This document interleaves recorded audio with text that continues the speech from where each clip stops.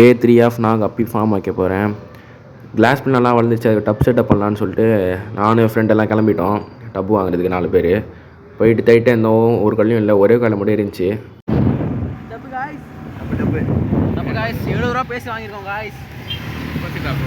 எப்படியோ வாங்கிட்டு வந்துட்டோம். இப்போ சரி டப்பு இனிமேல் வாஷ் பண்ணுறதா வேணும்னு சொல்லிட்டு மேலே எடுத்துகிட்டு போயிட்டு கழுவ ஸ்டார்ட் பண்ணிட்டோம். வெளியே ரொம்ப அழுக்காக இருந்துச்சு, உள்ளே கூட அந்தளவுக்கு இல்லை. இப்போ அப்படியே கழுவ ஸ்டார்ட் பண்ணிட்டு கொஞ்சம் கிட்டத்தட்ட எல்லாம் கிளியர் ஆகிடுச்சுவா.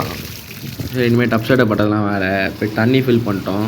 பண்ணி ஒரு 1 hour கிட்ட வெயிட் பண்ணேன், ஏன்னா லீக்கேஜ் இருந்தால் அப்போ தான் தெரியும்னு சொல்லிட்டு. அதே மாதிரி லீக்கேஜ் இருந்துச்சு. சரி எம்சில் போட்டு ரெடி பண்ணலாம்னு சொல்லிட்டு எம்சியில் மிக்ஸ் பண்ண ஆரம்பிச்சிட்டோம். மேலே மட்டும் குட்டியாக ஒரே ஒரு ஓட்டை இருந்துச்சு கார்னரில், அதை அப்படியே ரெடி பண்ணி ஒரு 1 hour கிட்ட காய வச்சிட்டேன். அவுட்டோர்னாலே ஓவர்ஃப்ளோ கம்பல்சரி, அப்போ தான் தண்ணி ஓவர்ஃப்ளோ ஆகாமல் இருக்கும். அதே மாதிரி நானும் போட்டேன்.